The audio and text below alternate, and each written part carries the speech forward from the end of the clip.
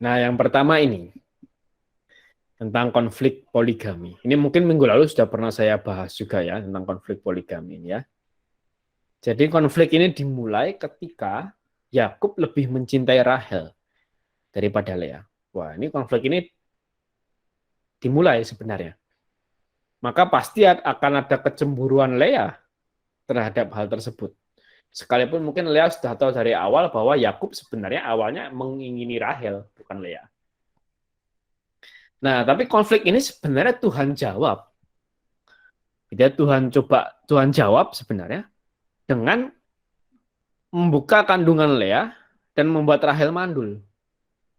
Ini Tuhan jawab sebenarnya. Gitu ya. Akhirnya Lea melahirkan 4 anak dan Rahel tidak melahirkan anak sama sekali. Gitu. Tapi ternyata respon Rahel salah. Gitu. Rahel masih sangat terikat dengan kesuburan itu tadi yang saya bilang. Kebiasaan masyarakat Mesopotamia. Kita mendewakan kesuburan. Nah, maka Rahel cemburu. Waktu Lea punya anak dan sampai marah ke Yakub. Berikanlah kepadaku anak, kalau tidak aku akan mati itu, sampai ngancemnya begitu. Maka tidak aneh kalau Yakub marah sama Rahel. Kamu pikir aku tuh siapa? Kamu pikir aku tuh Tuhan gitu ya. Marah Yakub sama Rahel. Nah, di sini memang menarik loh. Ini kenapa kok Rahel itu sampai marah ke Yakub? Bahkan marah itu sebegitunya, gitu ya. Santo Efrem dari Syria, gitu ya, Santo Efrem dari Syria itu menjelaskan bahwa kemungkinan karena Rahel tahu, gitu ya, ada cerita bahwa Abraham itu berdoa dan akhirnya Sarah yang mandul melahirkan anak. Lalu ada cerita juga, oh ya Ishak itu juga sama. Ribka awalnya mandul tapi Ishak berdoa dan dijawab. Nah maka kira-kira di sini Rahel berpikir bahwa wah ini jangan-jangan Yakub nih nggak berdoa nih, makanya aku tetap mandul lah. Kira-kira begitu. Itu jawaban dari Santo Efrem. Kenapa kok Rahel sampai sebegitu marahnya? Dan marahnya tuh ke Yakub gitu. Kira-kira begini.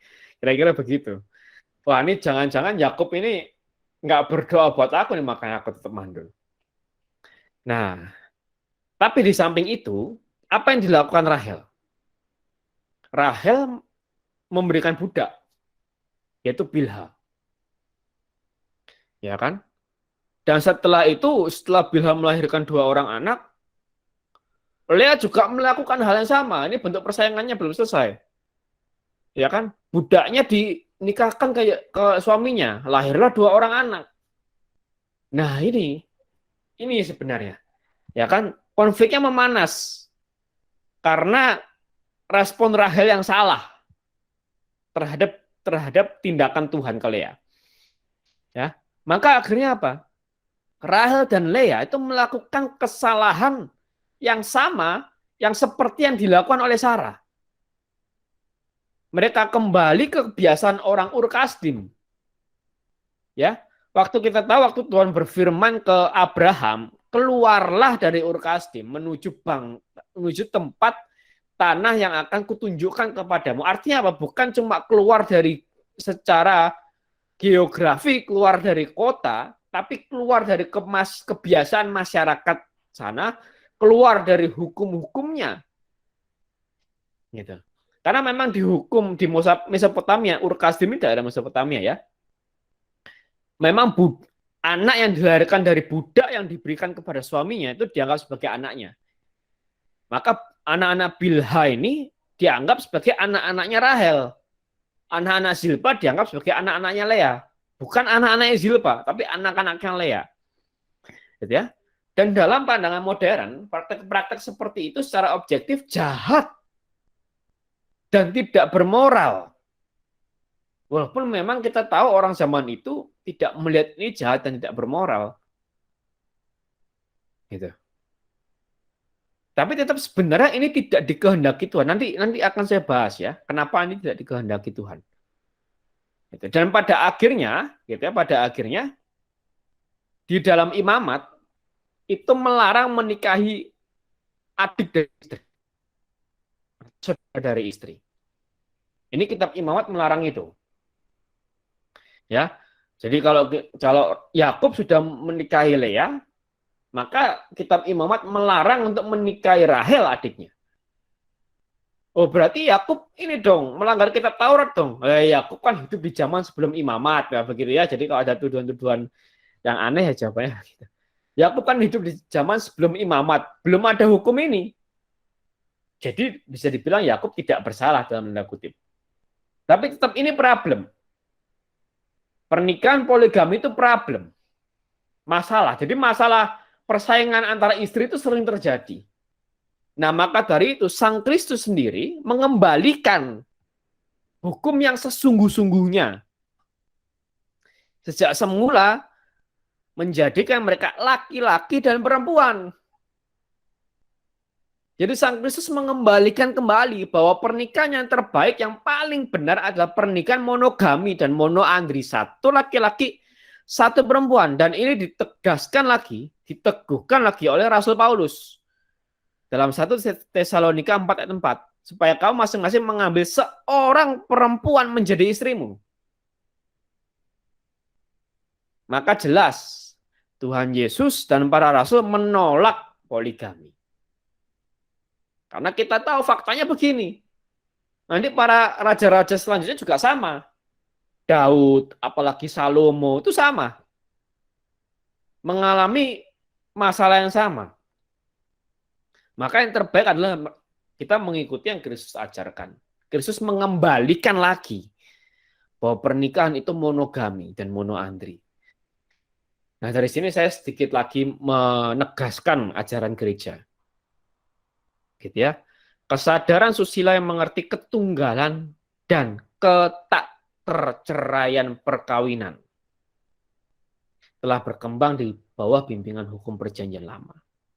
Memang poligami para bapak bangsa dan raja belum lagi ditolak dengan jelas. Tadi yang saya katakan, ya, bahwa memang Yakub hidup di zaman sebelum Imamat dan jauh di zaman sebelum Yesus. Tetapi peraturan yang diberi kepada Musa bertujuan melindungi wanita dari kesewenang-wenangan pria. Namun seperti Yesus katakan, hukum masih memiliki bekas-bekas ketegaran hati pria. Sehingga Musa mengizinkan perceraian wanita. Kaki-kan 16:45. Karena kesamaan martabat pribadi antar suami dan istri yang harus tampil dalam kasih sayang timbal balik dan penuh purna, jelas sekali nampaklah kesatuan perkawinan yang dikukuhkan oleh Tuhan. Poligami melawan martabat yang sama, suami istri dan cinta dalam keluarga yang unik dan eksklusif. Ya. Jadi ini jelas. Ya, ini konflik poligami. Maka dari sini kita bisa belajar, ini meneguhkan lagi ya, bahwa poligami itu melawan martabat yang sama. Suami istri dan cinta dalam keluarga yang unik dan eksklusif. Maksudnya adalah eksklusif itu adalah ya satu laki-laki untuk satu perempuan. Gitu.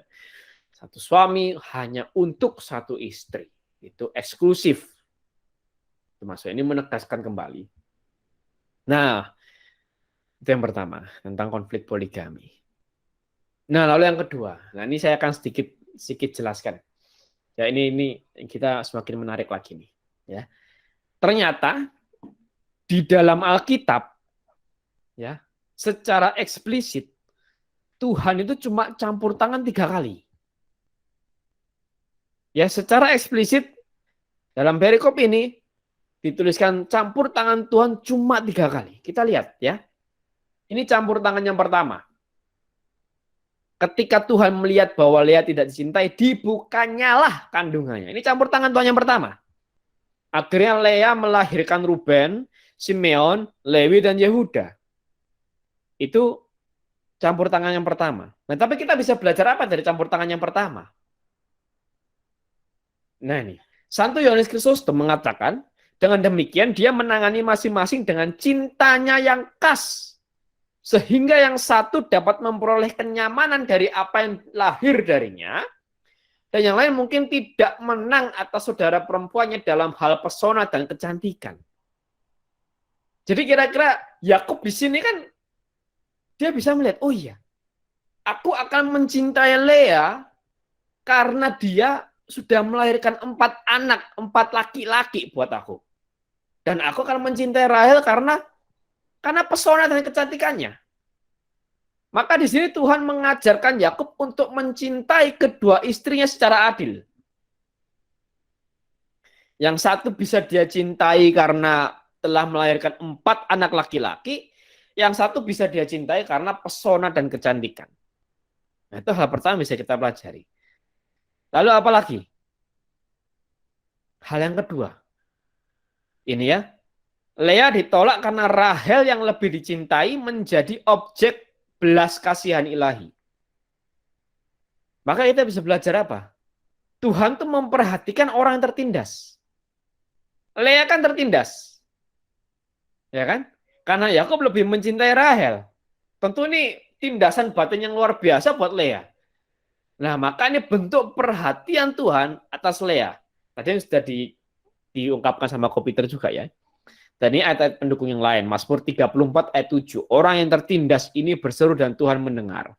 Mazmur 140 ayat 13. Aku tahu bahwa Tuhan akan memberi keadilan kepada orang yang tertindas.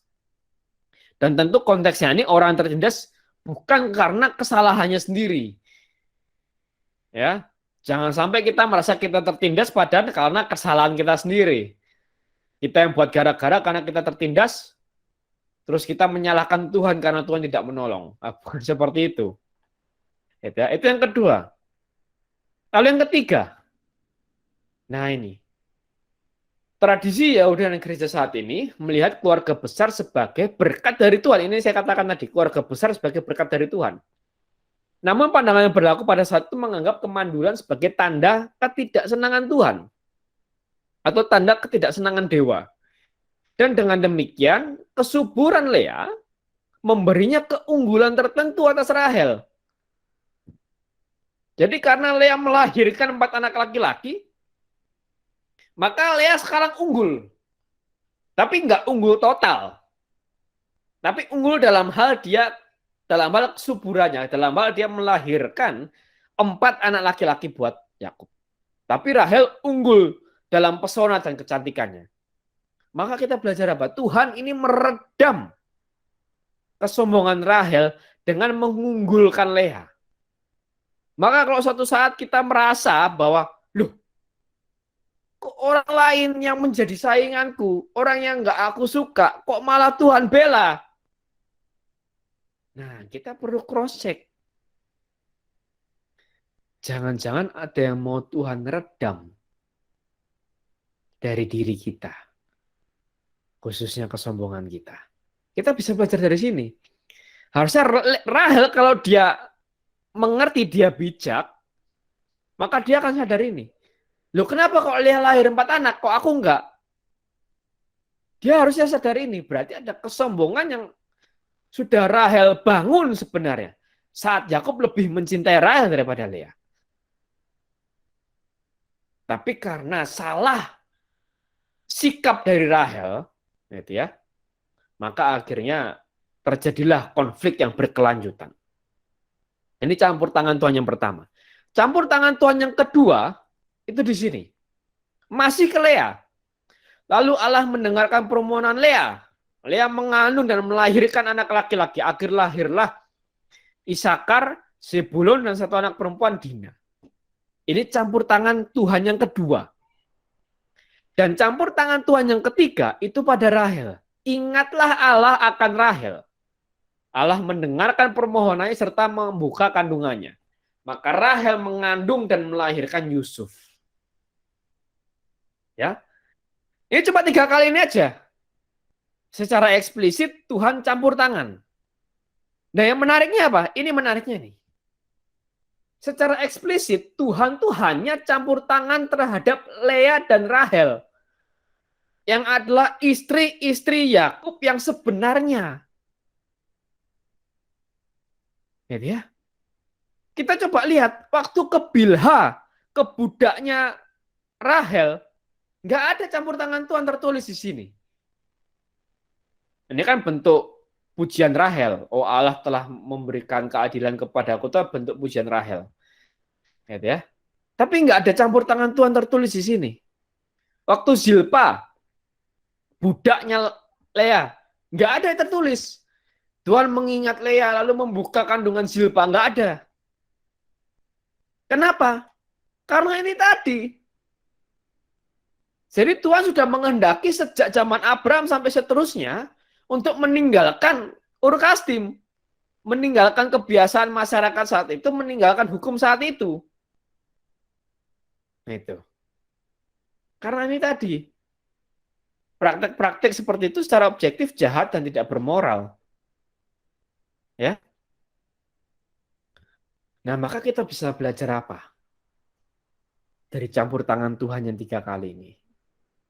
Salah satunya kita bisa belajar ini. Tuhan pasti akan turun tangan atau campur tangan kepada perkara orang yang benar. Dalam konteks ini adalah Lea dan Rahel sebagai istri Yakub yang sebenarnya. Nah, ini ayat pendukung lain Roma 8 ayat 28. Walaupun ini tidak 100% sekonteks, satu konteks gitu ya. Tapi ini sedikit bisa mendukung opini. Maka dari ini kita bisa belajar apa? Kita bisa belajar 4 hal ini. Pertama, Tuhan mengajarkan kita untuk mencintai secara adil. Maksudnya adil gimana? Apakah kita mencintai sahabat dengan mencintai pasangan, cintanya sama? Oh enggak, justru itu enggak adil. Adil itu pasti benar. Gitu ya. Cinta ke sahabat dengan cinta ke pasangan pasti beda. Gitu ya. Pasti kita harus lebih mengutamakan pasangan daripada sahabat. Nah, tapi itu kita harus mencintai secara adil, secara benar. Dan yang kedua, Tuhan memperhatikan orang yang tertindas. Tentunya konteksnya adalah orang tertindas bukan karena kesalahannya sendiri ya. Itu jangan sampai kita merasa tertindas, waduh ya aku tertindas, tapi sebenarnya karena kesalahanmu sendiri, karena kemalasanmu, karena kamu yang tidak bisa menjaga mulutmu, maka kamu tertindas. Terus kamu menyalahkan Tuhan karena Tuhan tidak menolong kamu yang tertindas, yang adalah karena hasil perbuatanmu sendiri. Nah, ini nggak bisa seperti itu. Konteksnya adalah tertindas karena bukan hasil perbuatannya sendiri. Yang ketiga, Tuhan meredam kesombongan. Nah, ini maka kita bisa belajar dalam kehidupan kita sehari-hari. Waktu kita lihat ada orang lain yang mungkin kita nggak suka. Orang lain yang bahkan mungkin kita tahu dia ini orang jahat. Bukan orang baik, orang yang nggak adil, tapi kok dia bisa lebih tinggi posisinya dari kita. Maka kemungkinan ada yang Tuhan mau redam dari kehidupan kita. Yang keempat, Tuhan pasti akan turun tangan kepada perkara orang benar. Dan dalam konteks ini Lea dan Rahel sebagai istri Yakub yang sebenar-benarnya. Itu empat hal ya dari poin ini. Nah, lalu yang terakhir,